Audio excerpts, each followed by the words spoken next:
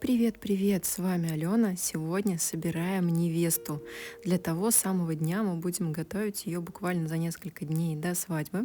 Она пришла с изрядно отросшими ногтями, где-то были трещины, где-то были какие-то ремонты. В общем, давайте поскорее все это уберем и снимем. Для снятия будем использовать твердосплавную фрезу. У меня это тестовая фреза от КМИС, и я знаю, что она уже должна появиться у них на сайте. Она классная, потому что снимает быстро и много. Но помните, нужно, чтобы рука была твердой, чтобы не сделать в ногтевой пластине лишних дырок. В общем, во всем нужна сноровка, закалка, тренировка. Ну а после снятия мы видим, что ногти все в трещинах, и предстоит здесь очень много работы.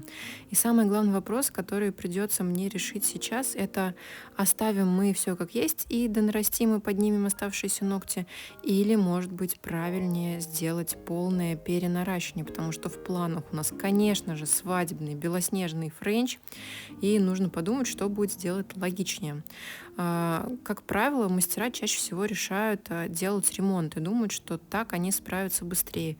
Но, честно говоря, вот как по мне, так иногда проще все снести и сделать заново красивые, ровные и полностью одинаковые ногти. Ведь вы гораздо больше времени потратите, если будете какое-то поднимать, какое-то подпиливать, какое-то донаращивать и так далее. Ну, а мы давайте вернемся к тому, что я делаю в кадре. Я сейчас подготавливаю ногтевую пластину, и классно, что у нас здесь макро, потому что видно, как чешуйки правильно подняты. А я же приняла решение полностью срезать всю длину, убрать все старое покрытие и перенарастить ногтем. Тем более, что у меня есть изики, и я сделаю это действительно быстро и просто. И мы не будем отвлекаться на долгое наращивание ногтей, а быстро перейдем к классному дизайну. Но сегодня наращивать я буду немножечко нестандартно. Так как у моей невесты запрос на растяжку блестками возле кутикулы, мы сделаем немного манипуляций. Ну а пока подготовим все. Здесь мы выполним маникюр в два этапа. Первую часть маникюра я выполняю до наращивания, а вторую после. То есть поднимаем кутикулу, я работаю безопасной фрезой, длинненькой, также от КМИС. Дальше наношу присыпку. У меня она от Атис, мне она очень нравится, потому что крупненькая. Мне вот мелкие присыпки как-то не заходят. Мне все время кажется, что они забивают фрезы, а вот это действительно подсушивает как нужно. Потом берем пламя с тупым кончиком и осторожно на низких оборотах проходимся. И в этот момент, честно говоря, я кайфую от того, насколько это классные кадры, когда снимаешь в макро и видишь, как отлетает пыль в разные стороны, и как-то все это так очень эффектно выглядит. В общем, работаем в обе стороны. Я работаю без фанатизма, потому что кожа у моей невесты очень тонкая, нежная, поэтому надо быть осторожнее. Прорабатываем боковые валики, не забываем. И вот такой результат получаем. Что мы имеем? Подготовленный ноготь, все чешуйки подняты, кутикулу подняты. И вот теперь мы переходим к главному. Берем наши изики. Это, казалось бы, вот такие вот обычные пластмассовые типсы, но все не так просто. Эти типсы гелевые, они эластичные и очень хорошо держатся на ногтях. Сейчас покажу, как их правильно подготовить. Сначала давайте подберем размер таким образом, чтобы отступ был пару миллиметров от кутикулы, и типс закрывал точки вроста с одной и с другой стороны. Когда мы убедились, что все точно подходит, мы начинаем готовить сам типс. Для этого я буду использовать вот такую необычную фрезу, необычную, но обычно. Обычно такую фрезу, извините за тавтологию, используют в педикюре. Ей подпиливают свободный край ногтей. Ну, а я ее решила использовать для подготовки. Она очень хорошо подходит и прекрасно ложится в типс. В общем, бафим или царапаем фрезу изнутри и готовим ногтевую пластину. У меня праймер и обязательно база, каучуковая база от Имень. Чуть позже покажу ее в кадре. Ну а пока подготовим наш блеск. Я возьму разные блесточки. Вот сказать, чьи конкретно это блестки, я не смогу, потому что, блестки, знаете, такая штука, они все время где-то валяются в ящике. Я зову их мусором, потому что, это любя мусором, он красивый. В общем, взяла все, что блестело, все, что было красиво и понравилось моей невесте, и смешала это просто с базой, пока просыхала подложка. Теперь все смешиваем. Я использую силиконовую кисть, потому что у нее не забьется ворс, так как его банально нет. В общем, смешали нашу красивую смесь и наносим ее в зону возле кутикулы. Важно в этой ситуации помнить, что такая смесь даст объем.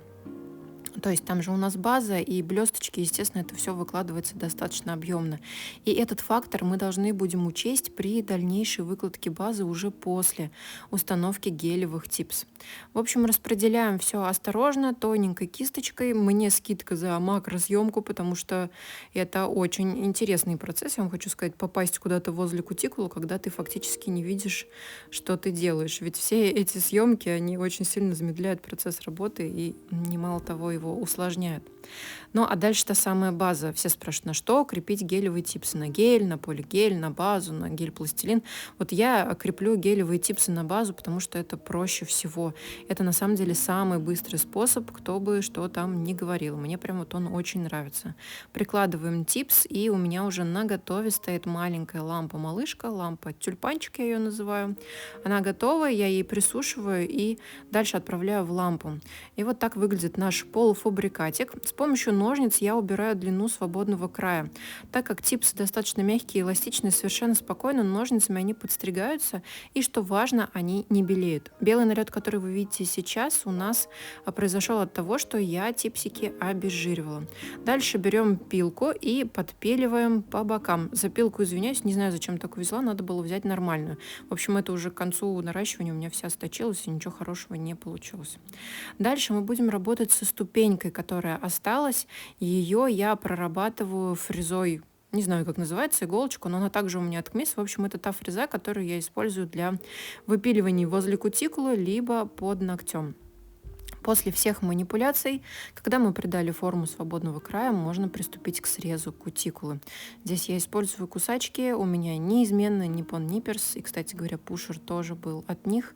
В общем, тут моя любовь навеки вечная, наверное, потому что это самый лучший инструмент из всего, что я видела. Вот так выглядит наш уже подготовленный ноготочек, и дальше переходим к базе.